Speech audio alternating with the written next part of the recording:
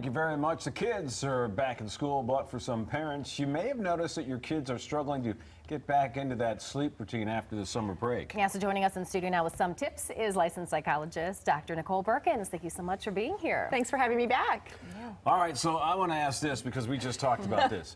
So my younger one, she seems to pop right out of bed and she's off to middle school. My son, the sophomore, not so much. Yeah. That's pretty typical. I have 3 teenagers at home myself, and they are not raring to go early in the morning, and especially that transition of staying up later during the summer and then having to get up early, and school's really early for them. So one of the biggest things for parents to be aware of is how much sleep kids actually need, because research shows us that many kids, especially as they get into the teen years, are actually pretty sleep deprived, and that makes it much harder for them to get up in the morning. So what a lot of people aren't aware of is that preschoolers need 10 to 13 hours, school-age kids somewhere between 9 and 11, but our teens need 8 to 10, and many of them aren't getting that much, and so then they struggle to wake, and it can be a struggle for us as parents to get them up. And you know, we're always talking about cell phones. I mean, even adults, you know, we have it in our hands until we go to bed. How can you just kind of knock that off? Yeah, and that's a big strategy for people to be aware of, especially for preteens and teens. We want to be shutting screen time down a minimum of 45 to 60 minutes before bedtime. And the reason for that is the blue light that's emitted from those devices tricks our brain into thinking that it's daytime.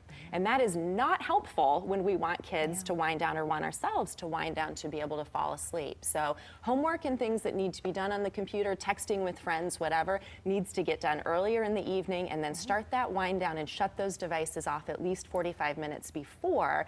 And the other piece with screens is making sure that kids aren't having devices in their bedroom at night. This is a huge one that we didn't even really need to talk about with families 10 years ago, but now it's a big deal. And I see many kids coming into the clinic, teenagers who are confiding in me and saying maybe they're getting 4 hours, maybe 5 hours of sleep a night because their notifications are going off, friends are texting, things are happening, their sleep is being disrupted, and that leads to grumpy kids in the morning, and it leads to kids who aren't able to learn as well. Their behavior, their mood, everything is worse.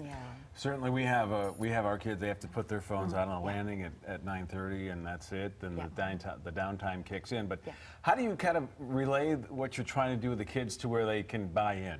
Yeah. Well, I think some kids are going to buy in easier than others, but I think what you're doing is exactly what we recommend for parents to do. Set a hard and fast rule of this is where the devices go. I always say to kids, you don't have to like it or be happy about it, but this is what we're doing.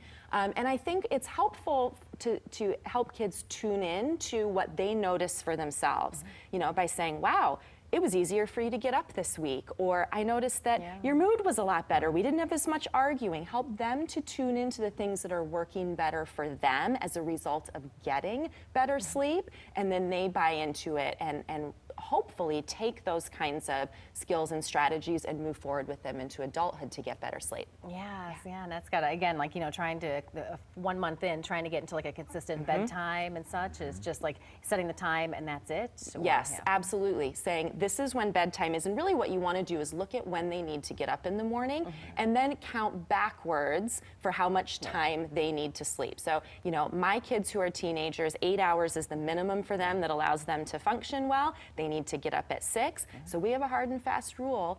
10 p.m. is when you're in bed, not starting to get ready for bed, but you've already done all of that. Devices are put away, you've showered, you've done all those things, and now you're in bed so you can get that minimum 8 hours that you need, and obviously earlier for younger kids.